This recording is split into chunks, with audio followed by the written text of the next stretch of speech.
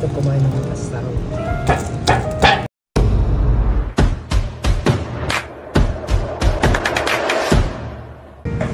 Yay! Meron tayong tahina and tomato salad. Tapos yung maglalagay sila ngayon ng plastic dito sa floor. Yan. Tapos dyan kayo kakain. Dyan ilalagay mamaya yung mugalga.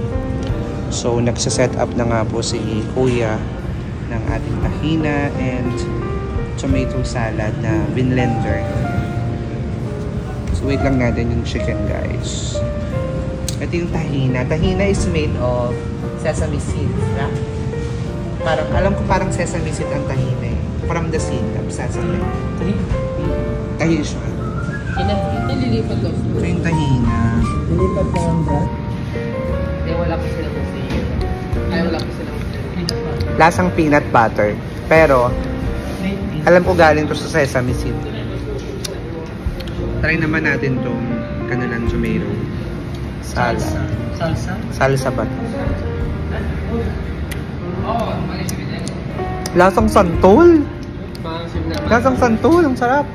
Na maasim na maanghang. Paggabi. Aywa. Hada itnin full? Hada full. Kasi parang kami. Itnin sa? Hada itnin? Okay. Pen na wadam diya talata mo yan? Wadam diya talata mo. Eh. So ito yung parang kapsa nila na kanin, guys. Yan. Para siyang kapsa pero ginisa yan sa sibuyas. Ito ring fried chicken nila. Ginisa yan sa sibuyas at saka chili. Ano? Oo, ma. Tada, Saudi way.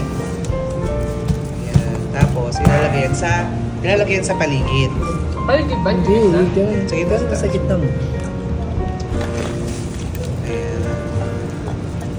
Dito kumain ng pastaw.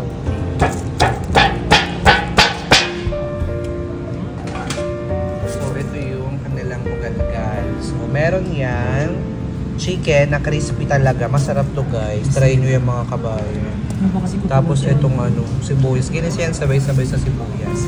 Ito yung hindi na-achieve nung kinain ko nung nakaraan. Hindi nila ginis sa kasama to. Iwalay. Kaya hindi siya sumixing. Magkwento naman dito ba? For 44 reals. Dalawa na to, 44 reals. Good for 6 na to, sabi nila. Ang tawag doon?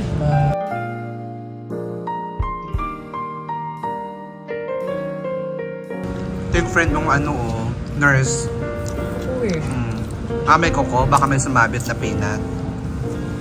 Masarap. Diba? Mugalgals. Worth it yung? Pagdaan. Oo, yung, alam mo yung na-miss ko yung authentic na lasa. May comparison kasi ako, kaya alam kong hindi yun yung totoong mugalgal eh. Very commercialized.